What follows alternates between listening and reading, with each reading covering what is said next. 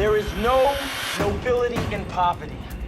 I have been a rich man and I have been a poor man, and I choose rich every fucking time. Because at least as a rich man, when I have to face my problems, I show up in the back of a limo wearing a $2,000 suit and a $40,000 gold fucking watch. I just fell in love with this character. I really wanted to do this movie, and I couldn't get Scorsese out of my mind because he's able to bring out a life in these characters, a reality, and a sense of humor to that dark side, which very, very few filmmakers can accomplish. $22 million in 3 fucking hours! Marty has a way of exposing the ugliness of criminal life in a kind of almost enticing kind of way. I wait all week for the fucking equalizer, and they have to fucking... Hello? Human beings, even in their most ludicrous types of behavior, are funny. Marty's a brilliant filmmaker. He can point the finger at somebody and show how foolish they are for their excess. You look at these guys and think, this seems to be a lot of fun. Well, it doesn't just look that way. They really did have a lot of fun. In fact, that's really all they could do, is have fun and more on top of that, until it wasn't so much fun anymore. So the challenge is to show that honestly, without tipping the scales into judgment.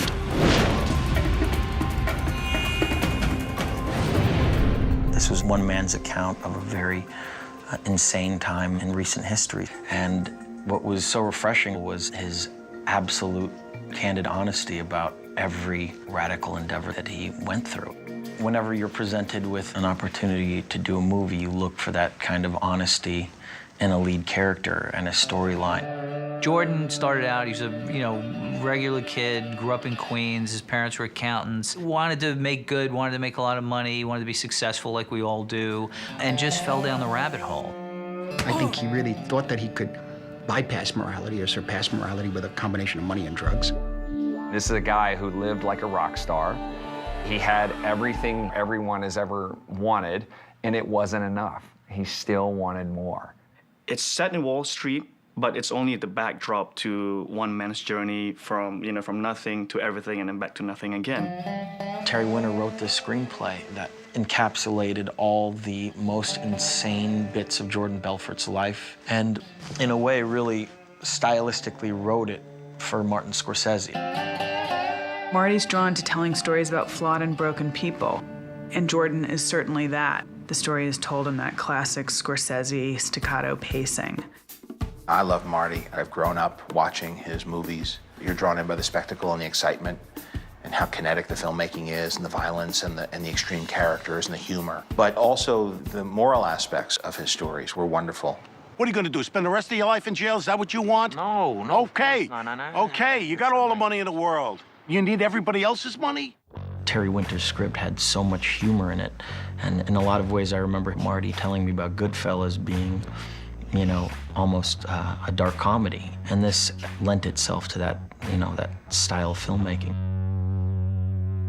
Marty's so good at doing the most dramatic version of events and making it believable and real. He can take something off of a page, turn it into a visual storytelling masterpiece, and just the energy of it is just so incredible. And it's like a tsunami of craziness. We got plans up here that's gonna take this company into the fucking stratosphere! Piss up the SEC's leg, you end up with your tits in a ringer. There's only 2 types of movies you can make, or 2 types of stories to tell. There's the aspirational story, which is do this, or there's the cautionary movie, which is don't do this. And, Marty really has done both, but the don't do this moments in his movies are really memorable. I had to have total freedom with the cast and crew to do what I needed to do, which meant we all decided that we were going to go all the way with it as much as we could. He's obviously attracted to extreme characters. He's done films where they're murderers and villains, but you kind of grow to love them. It's very strange designing clothes for characters who you actually have no empathy for at all. Knowing that Marty is the director that he is, he's going to bring something different to it. That's always the big question that you have going into a movie, whether audiences will be responsive to people committing atrocious acts. That was one of the things that Marty said very early on. You know, through my experiences in making movies, if you're authentic with the characters and who they are and don't betray that, people will go along with anything. It's always fascinating about the betrayal of trust in a story. You finally found a broker on Wall Street that you can trust and who can consistently make you money. Sound fair enough? And so there's that element that's always been in my movies that deals with these characters that break that trust. And right here, going in, they're pretending there's trust. Going in, they've broken it already. It's a very exciting role for Leo. From an audience perspective, you want to love him, but you kind of hate him too. And the movie doesn't make a judgment, it doesn't apologize, doesn't explain, it just presents the information for you to sort of draw your own conclusions. One of the references that I had was the film Caligula. It was a massive orgy of wealth and drugs and a group of people that really wanted to succeed at any cost. Our attitude was simply, let's really pull no punches. Let's not try to whitewash anything. Let's not try to make these characters quote-unquote likable. Let's portray them for what they are. And that means also exploring the unbelievable time that they did have during those few years where they were completely unregulated and had no rules. For Leo and I and the other guys to play these people, we had to understand that this behavior is okay within these characters, even though we disagree with it. To play this person, you have to justify that you're okay with yourself doing these things. And then you get home and you're like, oh my God, like, what did I do? You find all these reasons and make up your backstory and you justify it to yourself so that you can really commit to the decisions you're making in the script and not feel false about it. You're a father now, Jordan? Yeah. You're a father now. I know. And you're still acting like an infant! And those actors had to have a reckless abandon, and just as Marty doesn't judge the characters in any given moment, the actors can't either. With Marty, the energy was almost like a gigantic party on set all the time. Everyone brings something fun to the table, brings something interesting. Let's all give each other something to react to. For me, it was one of the most enjoyable film experiences I've ever had, and I think Marty will say the same. In the 5 films that I've worked with him, I've never seen him having this good of a time and being as open and free to try whatever came up. Marty creates a great atmosphere on the set. He's open to suggestions. He likes people to improvise if they can. And there's no more fun for an actor than to be able to do that. Marty's way of creating this in a collaborative atmosphere for his actors to kind of prosper, and for us as producers, it gives us nothing but pleasure to see people who are working hard, but at the same time getting a lot of pleasure and getting fun out of the whole process. I'm gonna teach each and every one of you to be Captain fucking Ahab. Captain who? From the fucking book, from the book, motherfucker, from the book. Our approach was to be very improvisational. I've never been a fan of the bush, to be honest. Really? Yeah. I don't mind it. I think all of us wanted to connect with our characters. And then there was a massive rehearsal period. There was a lot of improvisation there. And we just kind of integrated all that rehearsal into the filmmaking process. What the fuck is EJ Entertainment? Well, that's, We had reference points of where we wanted scenes to go, but it was incredibly loose. There would be a lot of sequences that were only a page long, and we'd be improvising for hours and hours. And when you have the great actors that I got to act alongside, anything can happen on that day, and a lot of times it did. Leo's great. I mean, he's amazing to work with. Just go in any direction and he'll just be right there. And it pushes me to do more and take more risks. Enough of this shit'll make you invincible. Leo's a daring guy. You could tell that he's worked with Marty before. They have a partnership. They have a wonderful shorthand, and it's wonderful to watch them work together. FBI! When you get a direction from Martin Scorsese, you're part of his vision.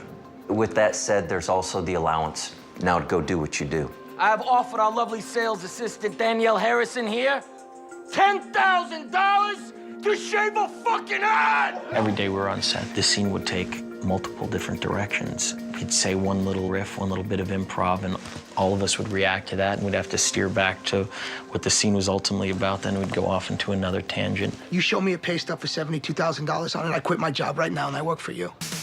Jonah was just an electrifying force that ignited each scene every single day, and I'm very thankful that he did that for us. You have my money taped to your tits. Okay, technically you do work for me. Jonah really adds a perfect dynamic that you don't see on paper when you read the script. What are these sides? They cure cancer? That's the problem there. That's why they were expensive. Shut the fuck up. I'm serious. I know. Stop. He's so witty and clever, and he just comes out with these lines said with a complete deadpan sort of face. And so many times we just crack up. And I'm just like, I don't know how he comes up with this stuff. It's hilarious. You know, kid was retarded. I would, you know, drive it up to the country and just like, you know, open the door and let us say, you're free now. You know, like run free. Jordan Belfort. Yeah, yes, sir. Mark Hanna. Oh, pleasure. Matthew came in with a very specific idea for this character. 2, 1, let's fuck! He went into this monologue that was so incredibly rich and colorful and insane, and really introduces the entire audience to the world of Wall Street at that time. Dudski. No, thank you, though. And encapsulates all the insanity in one unbelievable monologue. Name of the game, move the money from your client's pocket into your pocket. But if you can make a client's money at the same time, it's advantageous to everyone, correct? No. He used the reference points that were in the script, but ultimately all the color and all the flavor is all him. But nobody knows if the stock is gonna go up, down, sideways, or in fucking circles. Least of all stockbrokers. He was on set, sort of beating his chest. Mm-hmm. And I sort of looked at Marty and I was like, do you see what's going on here? And they integrated that into the scene, and that became the sort of chant of Wolf of Wall Street. That was only the second week of shooting, so that opened the movie for us in a way that we were able to just not have any limits as to what would be deemed absurd. It's all absurd. Jean Dujardin was another actor that infused us with incredible energy. This was a role where he had to speak English a lot, but his ability to improvise in English really astounded us. I don't understand, I'm sorry. Anything that Marty wanted to throw at him or I wanted to throw at him, he would react to. The only way the Banque Reale de Genève would cooperate with a foreign legal body is if the crime being pursued is also a crime in Switzerland. From a financial standpoint, you are now in heaven. He has a great sense of humor also, and it transcends the language. So he was able to pick out things in our dialogue and go with them and make it really enjoyable. Not cry, no, not Rue de la Croix. Croix. Aren't you married? Well, yeah, but what? Married people can't have friends? We're not gonna be friends. Margot Robbie gave as well as she took on this, holding her own. Mommy is just so sick and tired of wearing panties. She worked diligently on creating that character, and for her, a lot of the stuff was reactive. When I first read the script, my initial thought was, oh, it'd be an amazing role, but my God, I could never get naked. And now it's just like, well, clothes off, because the far crazier things are happening. Everyone's so committed to making the best movie possible that everyone just goes further and further with it, and everyone's just there with you. You go out on a limb, and everyone's just going out on a limb as well.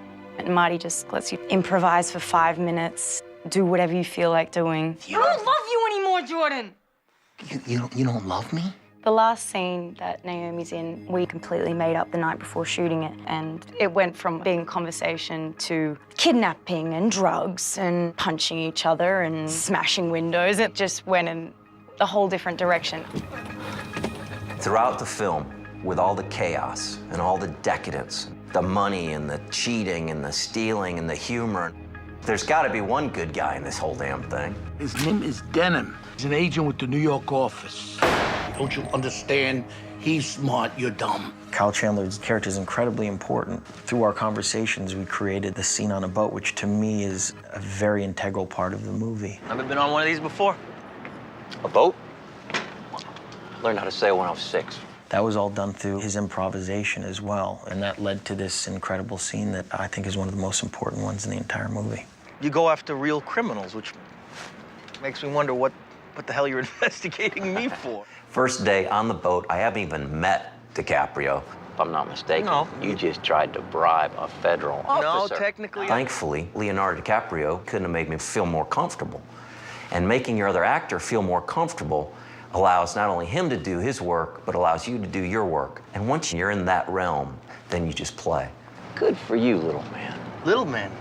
Good for you. Me, the little man. They're gonna need to send a fucking SWAT team, because I ain't going nowhere! Why bother telling a story of somebody who's unremarkable? People say, well, that type of person, that sort. I guess what that means is that they try to distance themselves from them. It's someone else, it's not me. But in actuality, I feel it's not someone else, it's us, it's you and me, and maybe if we had been born under different circumstances, maybe we would have wound up doing exactly the same things. It's a matter of facing and recognizing that part of us, which is a part of our common humanity. Stratton Oakmont is America. There is a vicarious thrill about watching criminals. There's something voyeuristic and fun about being a part of that lifestyle without the consequences. You can just sort of live it and go, wow, that was a fun life to view, but I'm glad I'm not part of it. I don't think that movies are necessarily there to tell a moral tale. They're there to depict people as authentically as you can. To me, those are the films that I want to watch, the films that I think about. It's been a long journey to get this movie made, and I'm incredibly happy with the outcome. This was the culmination of a lot of different artists getting together with a very specific attitude.